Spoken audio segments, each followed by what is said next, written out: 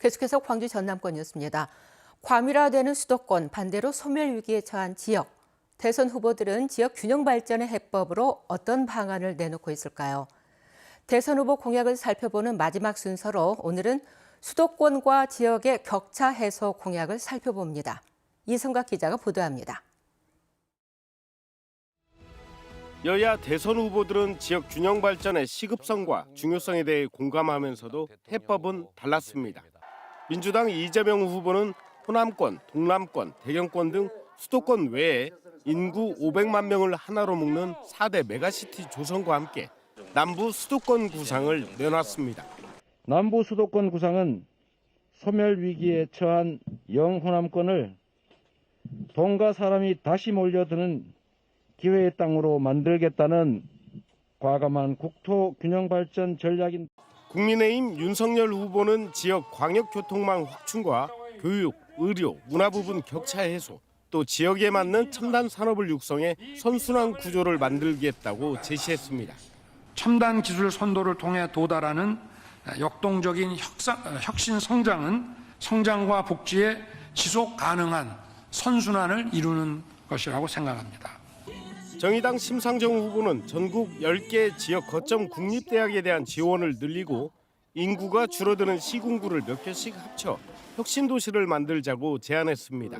인구가 감소하는 시군구를 통합해서 70개 혁신도시를 만들고 또 15분 안에 일자리와 교육 그 문화를 연결시키는 그런 200개 강소도시를 만들고 국민의당 안철수 후보도 5대 광역경제권 계획과 중앙정부 권한의 상당 부분을 지자체에 넘기는 실질적 지방분권도 공약했습니다.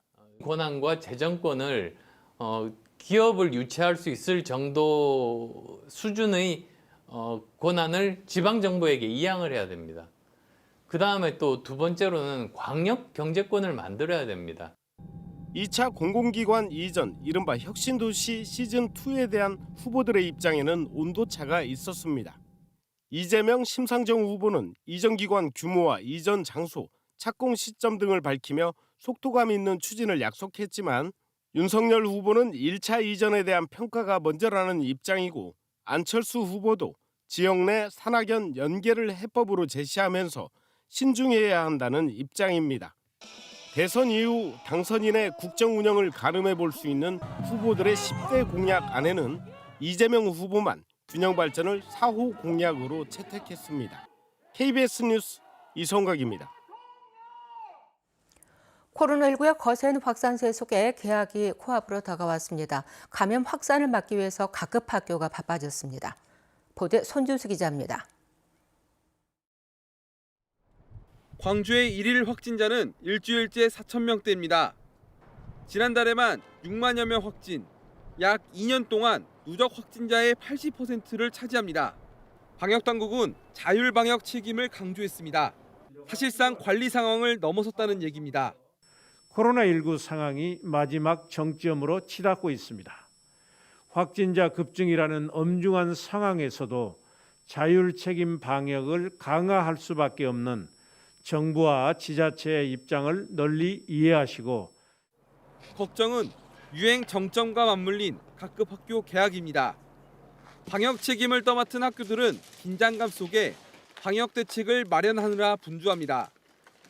학생들에게 나눠줄 자가진단 키트를 낮게 포장하고 자가진단 방법 등을 담은 온라인 가정통신문도 직접 촬영 편집해 만듭니다. 확산 차단은 학교에 맡겨진 고민거리입니다. 개인별로 동선을 일일이 우리가 다 구분하기 어렵기 때문에 혹시라도 한 학생이 코로나 증세가 났을 때 이 학생과 관련된 밀접 접촉자가 누구누구인가 이 부분에 대해서 굉장히 고심하고 있습니다. 광주시 교육청은 선제적 검사를 바탕으로 한 전면 등교를 추진하겠다고 밝힌 가운데 현재까지 확보된 자가검사 키트는 당초 목표치인 205만 개의 38%인 77만 9천여 개입니다. KBS 뉴스 손준수입니다. 어제 하루 광주 전남에서 8,089명의 코로나19에 신규 확진되는 등 확산세가 이어지고 있습니다. 광주에서는 요양병원 등에서 산발적인 감염이 이어지면서 4,806명이 확진됐고 전남에서도 산단 사업장 등을 중심으로 22개 시군에서 모두 3,283명이 확진 판정을 받았습니다. 광주 전남의 코로나19 신규 확진자 수가 8,000명대를 기록한 것은 지난달 24일, 25일에 이어서 세 번째입니다. 오늘부터 코로나 방역 체계 개편에 따라서 광주와 전남 지역에서도 방역 패스가 잠정 중단됩니다. 이에 따라 식당과 카페를 방문할 때 백신 접종 완료 확인서나 음성 확인서 없이 출입할 수 있습니다. 또 확진자의 동거 가족도 백신 접종 여부와 관계없이 자가격리가 아니라 수동감시로 전환되며 3일 이내 PCR 검사를 한 번만 받으면 됩니다. 그동안 보건소 선별진료소에서 발급했던 음성 확인서도 중단돼 필요할 경우 민간 의료기관에서 검사를 하고 발급받아야 됩니다. 러시아의 우크라이나 침공을 규탄하는 목소리가 국내에서도 잇따르고 있습니다. 광주와 부산, 서울에서 무력 사용 반대와 평화적 해결을 촉구하는 집회와 기자회견이 이어졌습니다. 민소은 기자입니다. 남편, 아들과 함께 한국에 돈을 벌러 온 아나스타샤 씨. 우크라이나 남부의 니콜라예프 고향집이 폭탄을 맞고 무너졌다는 소식에 가족 걱정을 거둘 수 없습니다. Из-за войны вот попал снаряд и разрушился мой дом. Я очень переживаю за своих внуков и за невесты, которые находятся на Украине. Вот хотелось бы, чтобы сегодня война закончилась, чтобы мы жили все мирно. 광주에 터를 잡은 우크라이나 출신 고려인들은 전장이 된 고국 소식에 매일 불면의 밤입니다. Я сильно переживаю за своих родственников, которые остались на Украине. Это сестра и мой внук. Это самые близкие люди, которые остались на Украине. 러시아는 우크라이나 침공 즉각 중단하라. 미얀마 민주화 시위에 연대했던 광주의 시민사회단체들은 국제사회와 한국 정부가 평화적 해결을 위한 모든 외교적 조치를 다해야 한다고 촉구했습니다. 우크라이나에서 이미 민간인 사상자들까지 나온 상황인데 러시아에서는 그 전쟁 위협이 아무것도 아닌 것처럼 말하는 것은 절대 침묵하고 좌시할 수 없는 문제라고 생각을 했습니다. 서울 주한 러시아 대사관 앞에서도 전쟁 반대 목소리가 울려 퍼졌습니다. 참여연대와 민노총 등 390여 시민사회단체가 목소리에 힘을 보탰습니다. 이 전쟁이 끝날 때까지 계속 말할 것입니다. 우리는 평화를 원하는 전 세계 시민과 함께하고 있습니다. 러시아 정부의 현명한 응답을 기다립니다. 부산 해운대에서는 우크라이나 유학생과 이주민들도 집회를 열고 전쟁을 규탄하는 등 국내에서도 우크라이나 사태의 평화적 해결을 촉구하는 목소리가 갈수록 높아지고 있습니다. KBS 뉴스 민소은입니다.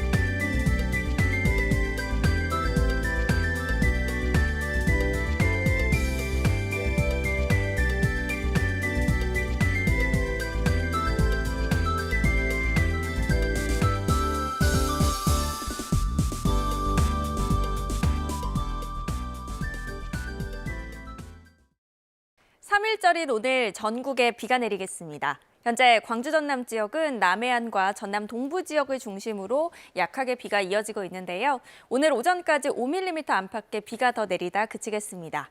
다만 양이 워낙 적다 보니까 동부 지역에 내려진 건조특보는 유지될 가능성이 있습니다. 산불 등 화재 예방은 계속해서 잘해주셔야겠습니다.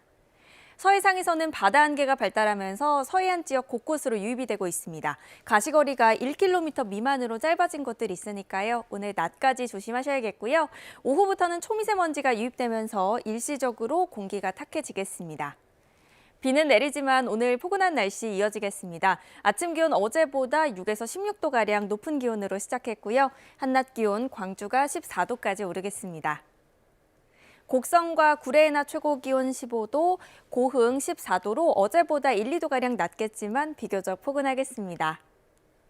목포의 낮 최고 기온 10도, 완도 13도, 진도 11도까지 오르겠고요.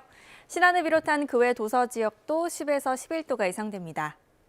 서해남부 먼바다는 바람이 강하게 불고 물결이 최고 2.5m로 다소 높겠습니다. 내일은 다시 북서쪽에서 찬 공기가 유입되면서 오늘보다 아침 기온이 5도 이상 뚝 떨어지겠습니다. 날씨였습니다. 광주 화정 아이파크 붕괴 사고 수습을 위한 전담기구 설치 조례안이 서구의회에서 통과됐습니다. 광주 서구의회는 어제 임시회 본회의에서 화정 아이파크 사고 수습 지원단 설치를 골자로 한 행정기구 설치 조례 개정안을 가결했다고 밝혔습니다. 1년 한시 기구인 수습지원단은 20여 명 규모로 꾸려지며 피해 보상 관련 중재와 지원 등의 업무를 전담합니다. 나주시 봉황면 고속도로 건설 현장에서 발견된 장고분 추정 고대 무덤 유적을 보존하기 위해서 도로 선형 변경이 결정됐습니다. 문화재청은 최근 광주에서 강진 고속도로 509에서 발견된 장고분 유적 보존 방안으로 유적 중심부에서 60m가량 떨어지도록 도로 선형을 바꿔 2.25km를 우회하는 안을 조건부 승인했습니다. 이에 따라 도로공사 측은 도로 설계 변경에 들어갔습니다. 장고분은 지금까지 영산강 유역에서 14기가 확인됐는데 고대 마을 중심지였던 나주에서 발견된 것은 이번이 처음입니다.